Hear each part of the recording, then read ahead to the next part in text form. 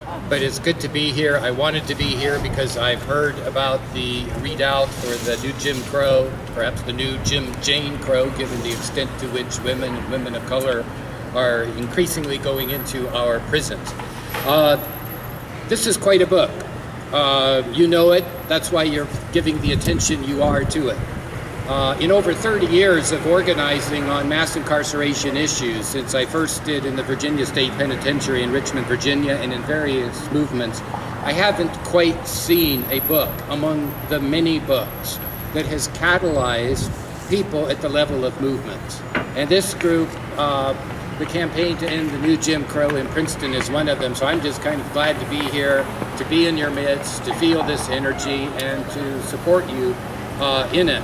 One of the things that I learned all along the way is that when it comes to mass incarceration, in spite of all of our talk about inside and outside, in a very real sense, while the inside has its particularities, in a real sense, as Michel Foucault wrote, there is no inside when it comes to incarceration systems, especially when it's as massively built up as it is in U.S. society. So in addition to the greetings I want to bring and my perhaps selfish enjoyment of my being with you, I want to share one thought that I will be reflecting on when I speak on some of these themes tomorrow night at Lutheran Church of the Messiah here, but I explore with many of my friends and colleagues here in Princeton and in Evanston, where I now live while teaching full-time here. It's a question that concerns the way that Michel Alexander's book ends, the last chapter, The Fire This Time. In many ways, it's an inspiring chapter. I mean, we wouldn't be here and this book wouldn't have the power it has if it wasn't inspiring. But it is also sobering, right? Because do you remember her recollections about how tinkering is not going to make this problem going away? Revamped reform movements aren't going to do it. She does not diss these and put them aside, but she calls for a comprehensive mass movement.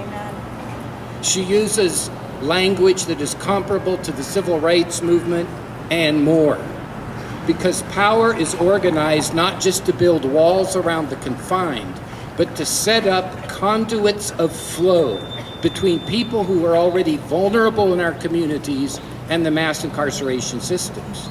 And those conduits of flow, that transport, is funded often by many of the corporations and the powers that are dear to us that enable our lives in the Princetons, in the Evanstons, and we need to challenge those here on the so-called outside, even while we build all our relations to the inside.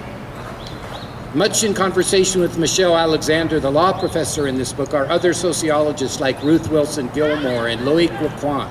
They point out how major companies, not only the private prisons companies like GEO and the corporations, corrections corporations of America, but also companies like IBM, Lockheed, Unisys, Anderson Consulting, and more, DynCorp, are involved in a mesh of assistance and imprisonment, of reconstituted welfare so that the vulnerable fall out of safety nets and are swept up by a dragnet into our prison warehouses. So the thought is, and the question is, for myself and all of us, how do we go hand to hand with those with money and power that are implicated?